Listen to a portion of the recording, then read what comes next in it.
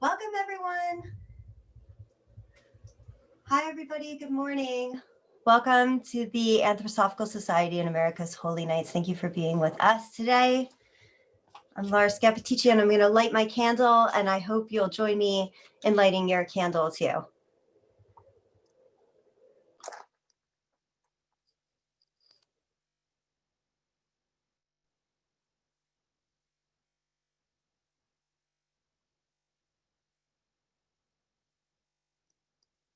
And as we light our candles, just before we get started, you can feel free to put into the chat a word or something that came to you upon waking this morning.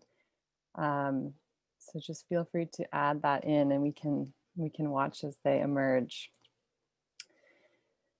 So welcome to A Rose by Any Other Name. It's our fourth Holy Night, December 27th. We'll be hearing from Hazel Archer-Ginsberg in just a few moments. And I just wanted to point out this beautiful painting that Hazel drew. And I wanted to also just say that all the artwork from the slides has been from members of the Sophia group. We've seen photos from Joyce and from Laura and from Angela and from Claudia Knudsen submitted many rose photos. So as we go, you'll just see the different artworks that everyone submitted.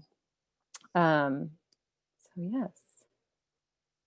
And the words are coming in beautifully, so wonderful. Really beautiful words. I think, Tess, we're going to just take a minute to talk about the Zodiac symbols. Is that correct? Well, opening verse first. Oh, yeah, right. What am I doing? Okay, next slide. Okay.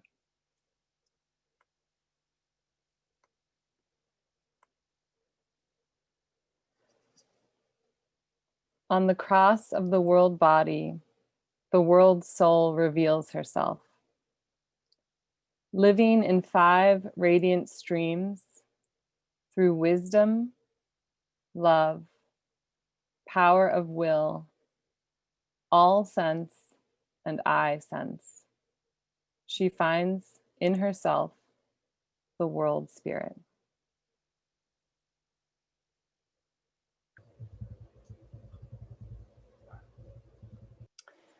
So just as we've been doing each day, we're going to move into our contemplative practice, looking back on the year. If you need more information, if you haven't joined us in the last few days, it would be great to refer to those recordings so you can catch up and see what we're doing with this time. I think many of you have been here. So I just wanted to give a little bit more information about these beautiful images on the right, the new zodiac images. There was a question about that yesterday, and these are photographs of these glass engravings that we have at the Anthropo-Sophia Society.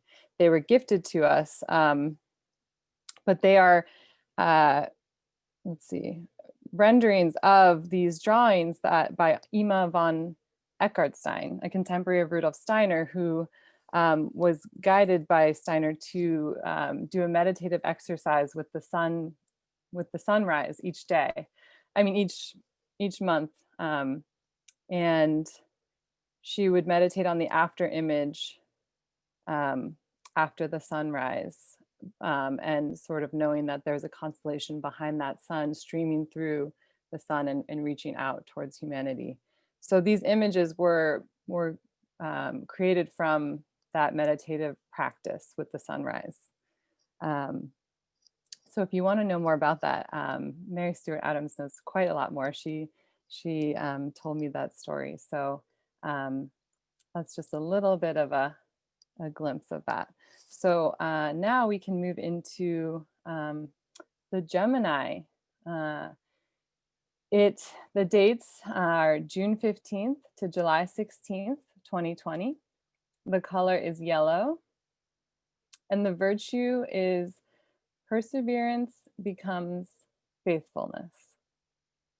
The opposite is giving up loss of grip. So we will move, I will mute, and we'll have 5 minutes. So grab your journals, grab your yellow color, and begin your contemplation.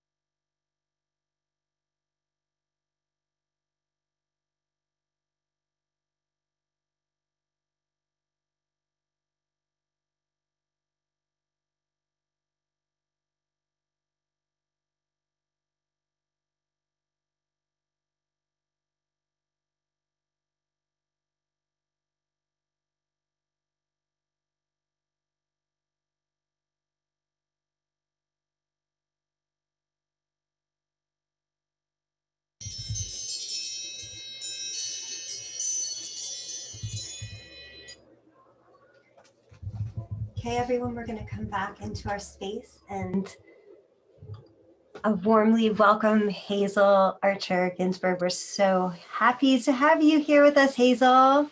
Thank you so much. And if anyone knows Hazel, they know of your epic newsletter and all your beautiful art and creativity. And we're so glad. And Hazel actually inspired, along with Angela Foster, the Holy Nights last year. And so Hazel's a huge part of the reason we are all here gathered today. Thank you so much.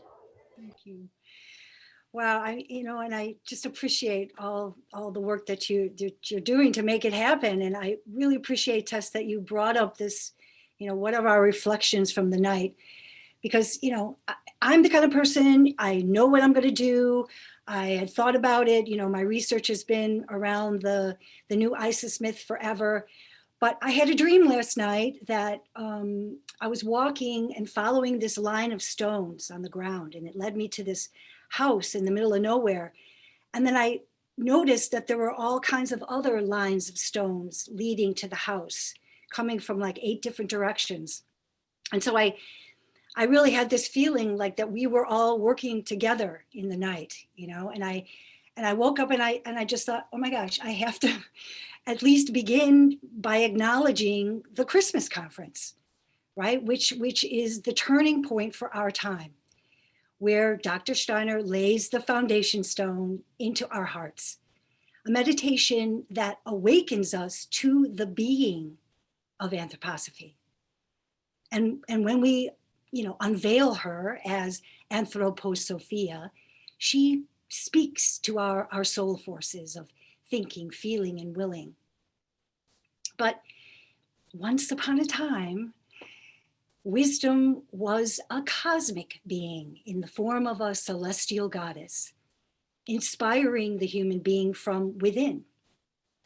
And we know that, human consciousness has evolved over the ages.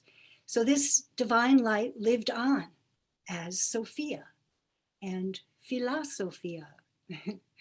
And this being became the spirit light, that wisdom star that shone in the heavens to announce a mystery that was unfolding, guiding the wise men at that first turning point of time.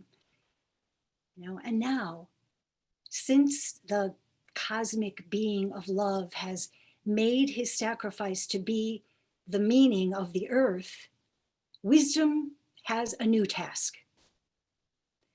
And then at the refounding of the Anthropo-Sophical Society, at the Christmas conference, those holy nights of 1923, 1924, the being of Anthropo-Sophia was born through Rudolf Steiner, who spoke of a shining star. He spoke the shining star into existence, and in the vault of our hearts, helping us to hear the call of our human soul. So this wisdom star has now become the will star of the new mysteries. And this being of Anthropo-Sophia is what we're working with. This wisdom of the human being intimately connected with the consciousness soul, unveiling its very essence, right? Joining with Michael, the son of wisdom, to help us redeem the cosmic intelligence. So Anthropo-Sophia, she reflects us back to ourselves to support our self-knowledge. Oh, human being, know yourself, right? That ancient call still rings true. And now, the foundation stone of love seated in our hearts makes it possible for us to consciously combine love and wisdom to activate our soul force. So I hope you're up for a little fun. I want to do a little exercise, and I'd like to invite you to contemplate an imagination of a marriage, the marriage of love and wisdom. I don't know if you saw that little picture that Tess showed in the beginning. This is the marriage of warmth and light, the joining together of the shepherds and the kings, the union of the cosmic being of love who has united with the earth and Anthropo-Sophia, the light of human understanding, consecrated in the bridal chamber of our heart, like a sacred wedding of spirit and soul. So how does that sound for a Gemini contemplation, right? A uniting of the twin souls. So yeah, think on your vows, dear friends. Are you willing to say, I do? Are you ready to put on the wedding garment? For the time is at hand. And we can certainly do with some unity during our current world situation. And so, if it is your will, while on mute, repeat after me. The being of love in me takes the Sophia in me, that I may live in wholeness. That I may live in wholeness. Now and for all ages to come. Now and for all ages to come. So yeah, I now pronounce you a human being. You may lift the veil, kiss the bride, and hail the bridegroom within. So yeah, this imagination was inspired by the search for the new Isis, which is the little passage that Laura's been reading at the end of all of our gatherings. And it was given by Rudolf Steiner on Christmas Eve of 1920, where we hear, wisdom is the precondition of love.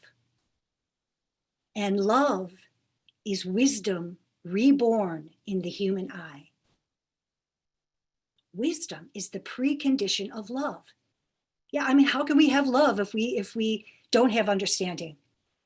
And love is wisdom reborn in the human eye. How can we have wisdom if we don't warm our eye with love? So yeah, I get shivers, and it seems to me like it's a call to action.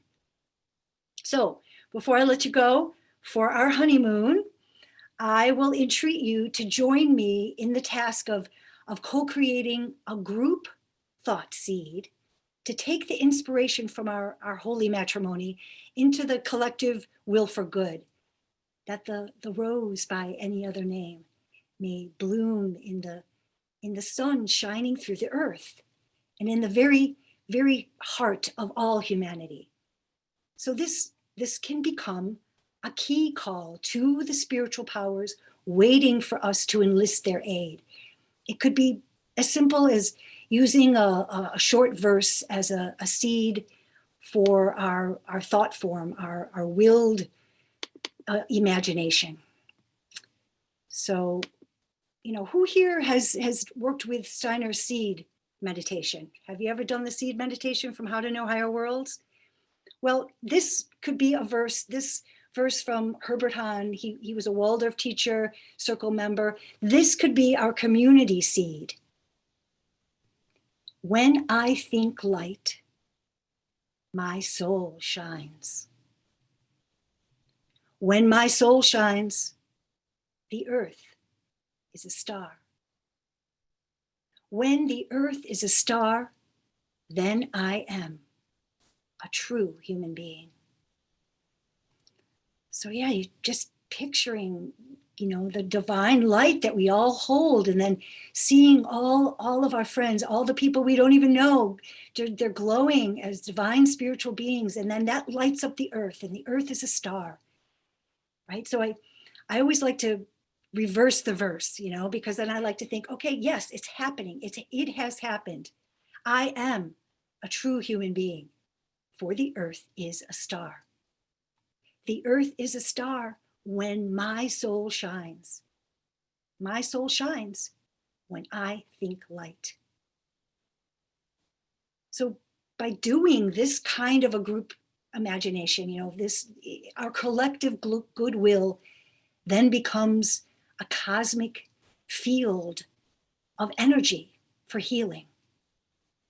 So it's a seed idea in the group mind of humanity, just like these holy night offerings are meant to be, right? We're laying the groundwork to co-create our highest intentions for the evolution of humanity, right? Our ultimate goal, that the earth may become a sacred planet, a sun, and every human being a star.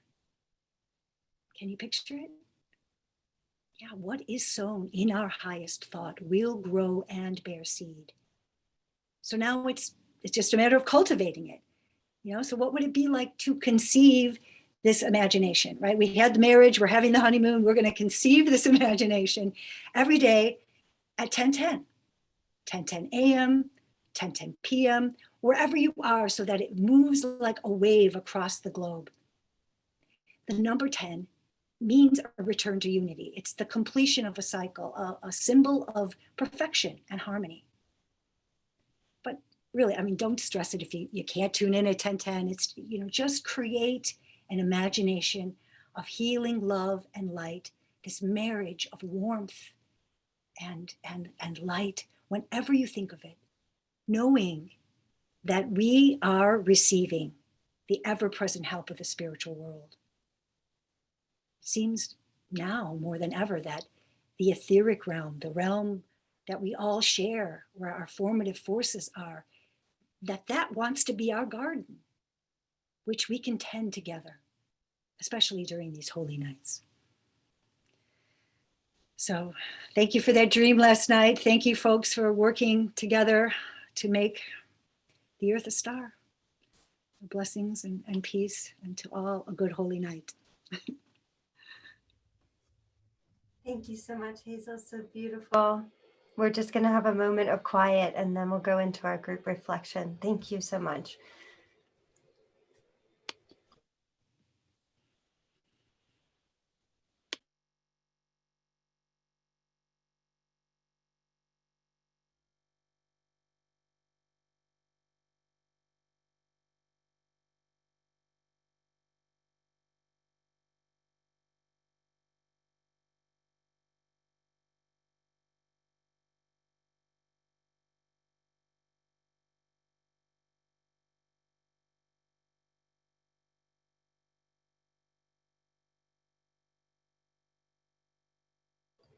Okay, so if folks want to share, you can raise your hand. It's in the little participant area, and then we'll call on you to share.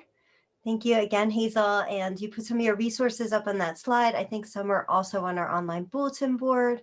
And someone asked for the vow. So I don't know if you could type that into the chat, Hazel, or if you could put it on the bulletin board, that would be super. So does anybody have anything they'd like to share? I see a lot of people are having dreams related to your dream, and also one even with a wedding gown, I think. So.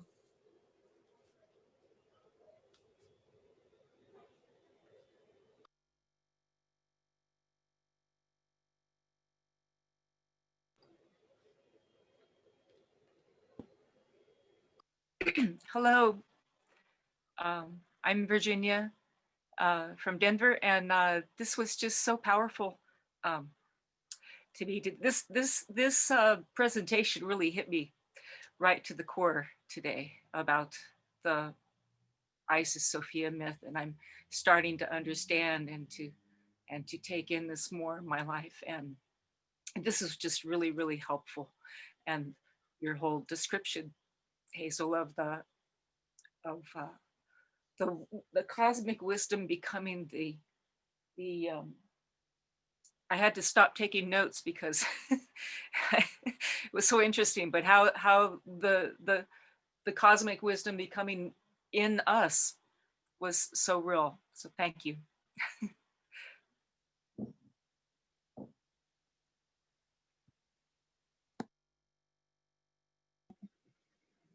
Hello.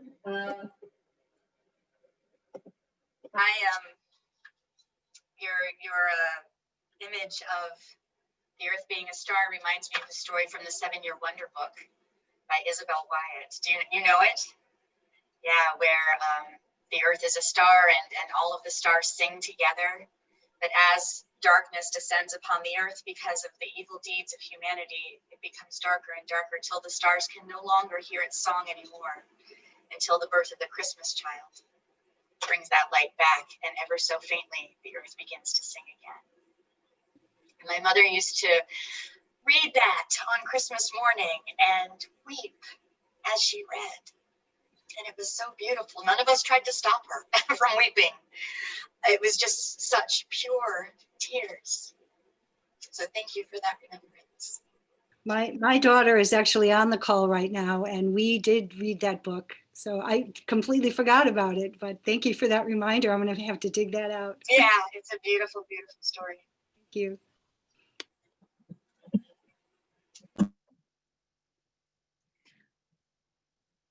Hi, I'm just so grateful to be here. There was the word that came to me first was engagement, and my small mind thought engaged in life. But now that there's this wedding that happened, it feels so magical and this togetherness. And I just can't even tell you how, I mean, the dreams, there's this feeling of togetherness all throughout this. This is my first Holy Nights practice ever, but there's just so much that feels so united, and it's like, oh my God, there's like people like me that do this, and the gold, the fact that we have yellow today is so perfect. But just my heart is just bursting to feel this union and this community. And literally I was crying, like everyone's getting married, or so many of us are getting married to our beloved. And that's been part of my process too this month. And this is, everything is just culminating in every sweet moment. Spiritual worlds are just so helping us. And I'm just so glad to be here with you all.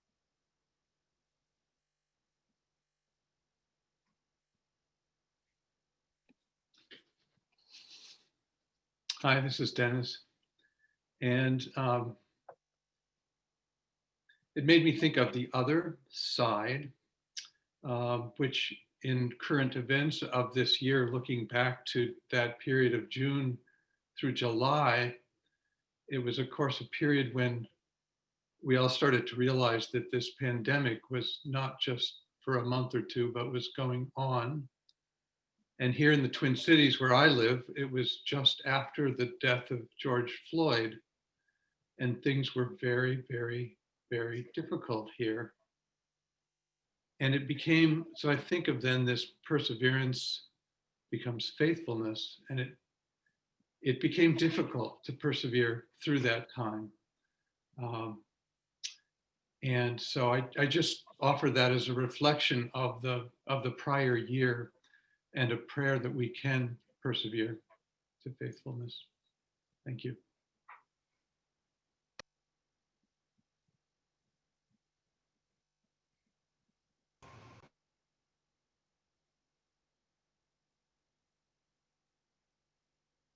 Oh, 1 second, Matthew, you're Matthew, we still- can't hear you. Mhm. Can you hear me now? Yes, go ahead. Okay, thank you so much. I wanted to share reflecting on the Gemini as the twins of mother and child, keeping with the mother theme of compassion that Laura brought. And in the summation, perseverance becomes faithfulness. During the reflection, I wrote this. Mothers nurture steadfast, forgiving perseverance. Becomes walking in first steps, holding hands. Faithfulness. Leading our longing home. Thank you. Thank you, Matthew, and I hope you'll post that on our community bulletin board. I think you were at our writer's salon, right? I remember you there. Thank you so much. Thank you, everyone, for so many beautiful sharings. And we're gonna close with what to do tonight. And sorry if we missed you as a share today, but we will be together again tomorrow. So go ahead, Tess. Yes, thank you, everyone. That was beautiful. So as we've been doing, take your reflections from this Gemini period throughout the day and into the evening. And pay close attention when you wake up, and as you look forward to this Gemini period for 2021. So thank you. And I'll just read the closing passage.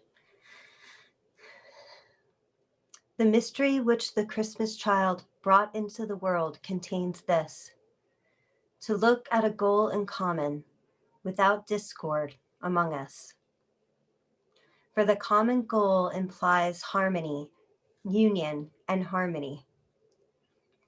The light of Christmas should shine as a light of peace, a light that brings peace outside only because, first of all, it sheds an inner peace into the hearts of humanity. We should understand this and say together, let us realize this and work together with love in the great task. Then and only then shall we understand Christmas. Thank you so much. And we're going to blow out our candles and see you tomorrow. And I'll make it so everybody can say goodbye. You should be able to unmute yourselves and say goodbye now. Thank you. Thank you. Bye. Thank you, everyone. Thank you. Thank you, everyone.